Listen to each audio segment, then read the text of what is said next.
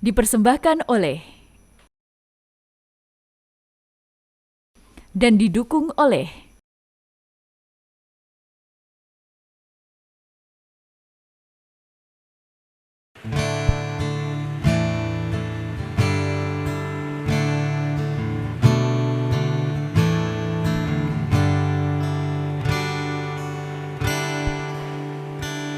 Alangkah indah orang bersedekah, dekat dengan Allah, dekat dengan surga.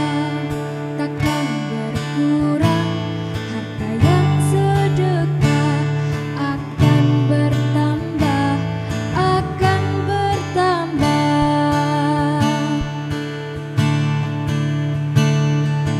Allah Maha Kaya yang Maha Pemurah, yang akan mengganti dan membalasnya.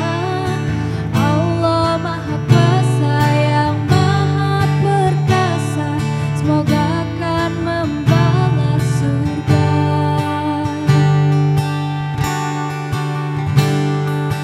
Oh indahnya saling memberi, saling mengasihi karena Allah. Oh indahnya saling menjaga, saling mengasihi karena Allah.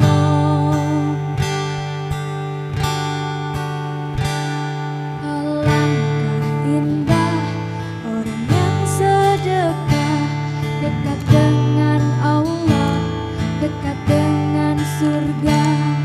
Takkan berkurang harta yang sedekah, akan bertambah, akan bertambah.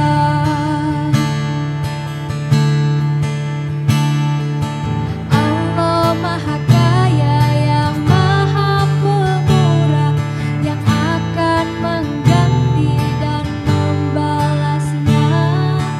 Allah Maha Kuasa yang Maha Perkasa, semoga akan membalas surga.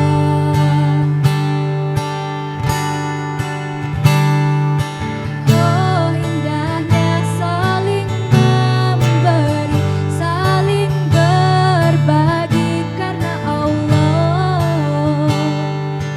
Oh indahnya saling menjaga, saling mengasihi karena Allah.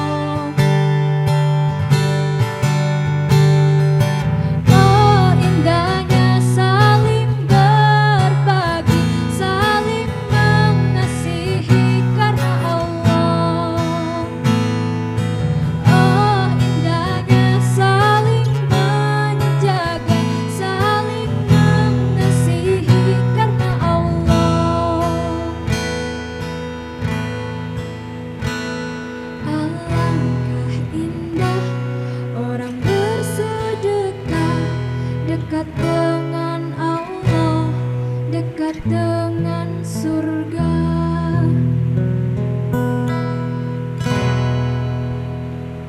Assalamualaikum warahmatullahi wabarakatuh. Alhamdulillah alladzi fataha li ibadihi tariqal falah. Wassalatu wassalamu ala Rasulillah wa ala alihi wa sahbihi wa man tabi'ahum biistiqamati ila yaumil qiyamah. Amma ba'd. Pemirsa TV-mu yang dirahmati oleh Allah, jumpa kita dalam acara Kolak yang pada episode kali ini saya akan membahas tentang filantropi Islam dalam kaitannya dengan berbagai upaya penyelesaian problematika sosial yang kita hadapi sekarang ini. Kita tahu semua bahwa sejak COVID-19 melanda tanah air kita, berbagai problematika sosial terlihat jelas di depan mata. Angka kemiskinan meningkat, angka pengangguran meningkat, berbagai macam problematika sosial termasuk misalnya yang berkaitan dengan persoalan-persoalan keluarga, kemudian persoalan sosial yang lainnya memang tidak bisa kita pandang sebelah mata. Karena itu maka sebagai orang yang beriman, sebagai orang yang bertakwa, kita hendaknya senantiasa menyisihkan sebagian harta yang kita miliki untuk membantu meringankan penderitaan sesama, bahkan membantu menyelesaikan persoalan-persoalan bangsa. Al-Quran menyebutkan di antara ciri dari orang-orang yang bertakwa itu adalah orang-orang yang senantiasa berderma untuk membantu sesama. Wa atal mala ala hubbihi dzawil qurba wal yatama wal masakin wa ibnas sabil wassailina wa fir riqab. Di dalam firman Allah surat Al-Baqarah 177 itu disebutkan bahwa orang bertakwa itu adalah orang-orang yang memberikan harta yang dicintainya dengan penuh rasa cinta kepada orang-orang miskin, karib kerabat, kemudian ibnu sabil untuk membebaskan perbudakan, dan kelompok-kelompok yang termasuk dalam asnaf yang berhak menerima zakat.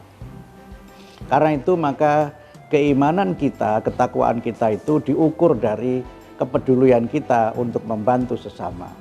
Kepedulian itu bisa kita wujudkan dalam bentuk memberikan santunan, memberikan sumbangan yang memang sangat diperlukan. Termasuk di dalamnya adalah bagaimana kita bisa membantu mereka yang terdampak oleh pandemi COVID-19. Karena itulah maka keimanan kita ini tidak sempurna kalau kita tidak berbagi dengan sesama. Allah berfirman, lan tanalul birra hatta tunfiqu mimma tuhibbun. Tidak sempurna suatu kebaikan sampai kamu sekalian itu menginfakkan rezeki yang kamu miliki, rezeki yang kamu masih mencintainya kepada orang-orang yang kamu cintai. Karena itu maka di dalam kita memberi, dalam kita berbagi, semangatnya adalah semangat cinta. Semangat di mana kita ini memberi karena kecintaan kita kepada sesama umat manusia. Kecintaan kita untuk bisa meringankan penderitaan sesama. Karena itu maka di dalam kita berbagi tentu saja semangatnya bukan semangat atas bawah ya, bukan semangat donor dengan resipien, bukan semangat yang diukur dari yang berbagi itu lebih hebat daripada yang menerima sumbangan. Karena pada dasarnya kedua-duanya adalah bagian dari proses di mana kita ini berta'awun, kita ini saling tolong menolong antara satu dengan yang lainnya. Sebagaimana firman Allah, wa ta'awanu 'alal birri wat taqwa wa la ta'awanu 'alal itsmi wal 'udwan. Dan tolong menolonglah kamu dalam kebaikan dan takwa, dan jangan tolong menolong dalam dosa dan permusuhan. Pemirsa dirahmati Allah, ini memang sesuatu yang mudah dikatakan, tapi tidak selalu mudah untuk dilakukan. Banyak orang yang justru semakin banyak hartanya, semakin jauh dari sesamanya. Jarak antara mereka yang kaya dengan yang miskin itu semakin timpang. Dan itu kita lihat dan kita saksikan sekarang ini.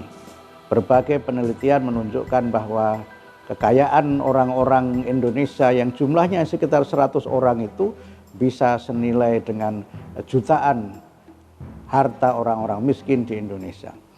Problem kesenjangan, inequality adalah masalah yang serius. Bahkan sampai seorang penulis yang pernah memenangkan hadiah Nobel, Joseph Stiglitz, menulis buku khusus tentang The Price of Inequality.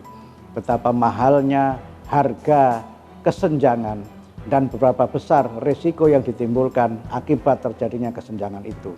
Karena itu maka di antara tujuan kita berbagi adalah untuk mengurangi atau bahkan mungkin menghilangkan kesenjangan yang ada dalam kehidupan sosial kita. Kaila takuna dulatan bainal aghniyai minkum, supaya harta itu tidak hanya beredar di kalangan orang-orang kaya yang ada di kalangan kamu sekalian. Kita lanjutkan kembali pada sesi yang berikutnya. Pemirsa TV-mu yang dirahmati Allah, kita lanjutkan kembali filantropi dalam upaya kita menyelesaikan berbagai macam problematika sosial. Tadi sudah kita bahas bahwa di antara problem yang kita hadapi adalah problem kesenjangan. Yang kesenjangan itu terjadi karena memang ketimpangan antara kelompok kaya dengan kelompok miskin. Orang miskin itu seringkali dilihat semata-mata karena kepemilikan hartanya.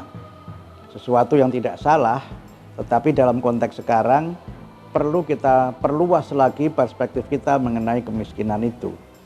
Pertama, orang itu menjadi miskin karena dia tidak memiliki ilmu, dia tidak memiliki keterampilan, yang karena itu maka dia tidak memiliki kesempatan untuk memperoleh pekerjaan yang lebih baik.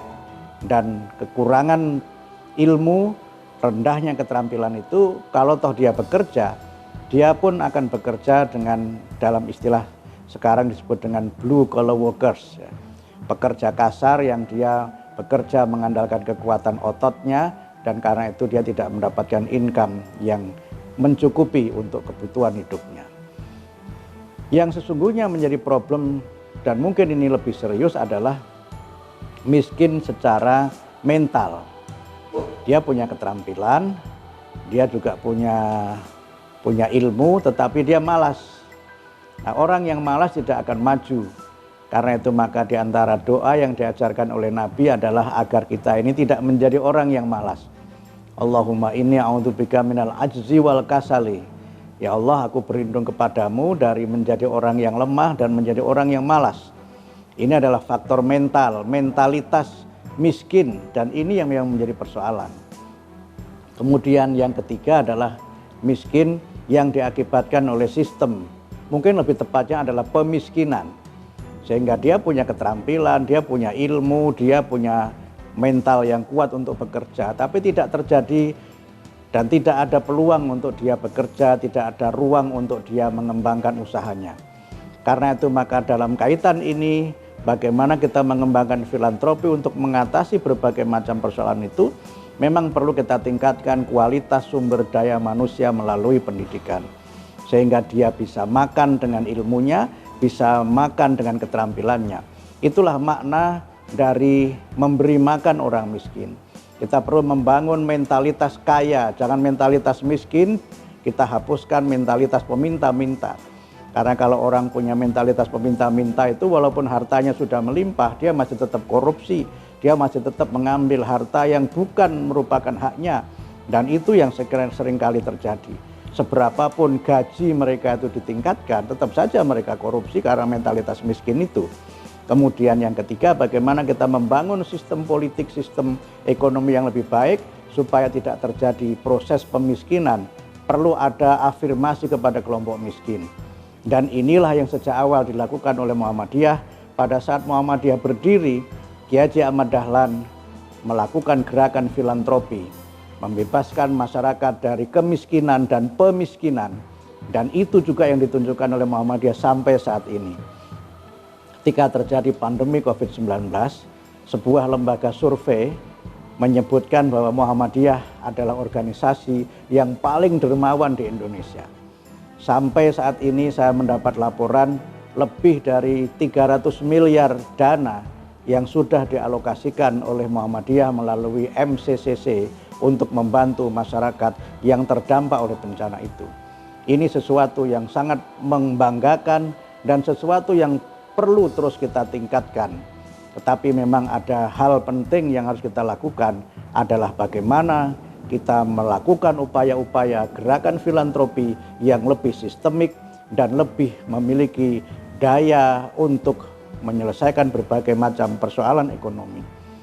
Dalam sebuah kesempatan berjalan-jalan di Birmingham, di Inggris, ada sebuah spot iklan yang terpampang di sudut kota.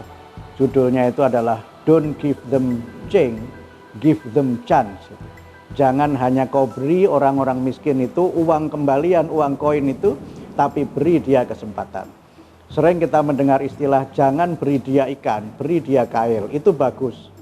Tetapi kalau orang diberi kail, kemudian tidak ada kolam untuk memancing, itu juga tidak ada gunanya dia punya kail. Sehingga kita tentu perlu dalam rangka mengatasi berbagai macam problematika sosial itu, kita perkuat filantropi di dalam Islam. Filantropi Islam itu ada 6. Zakat, infak, sedekah, wakaf, hibah, dan hadiah.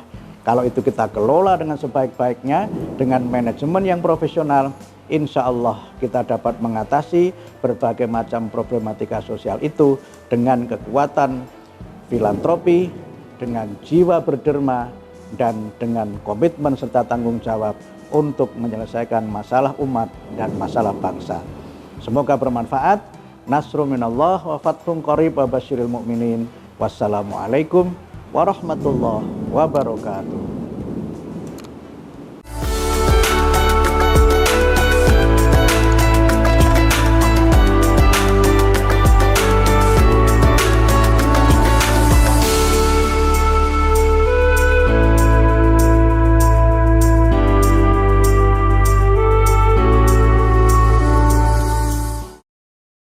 Assalamualaikum warahmatullahi wabarakatuh. Saya Abdul Mukti, Sekretaris Umum Pimpinan Pusat Muhammadiyah. Saya mengajak kepada kaum muslimin, khususnya warga Persyarikatan Muhammadiyah, untuk menjadikan bulan Ramadan ini sebagai bulan sedekah. Ramadan adalah bulan di mana kita dianjurkan oleh Rasulullah untuk memperbanyak sedekah sebagai amalan yang utama. Mari kita menyalurkan zakat, infak, dan sedekah kita melalui lazismu agar bantuan kita, sedekah kita dapat terdistribusi dengan sebaik-baiknya, agar dapat tersampaikan dan termanfaatkan kepada mereka yang berhak menerimanya. Jangan lupa untuk menyalurkan zakat melalui lazismu bisa disalurkan melalui nomor rekening yang ada di bawah ini. Terima kasih. Nasrun minallah wa fathun qarib wa basyiril mu'minin. Wassalamualaikum warahmatullahi wabarakatuh.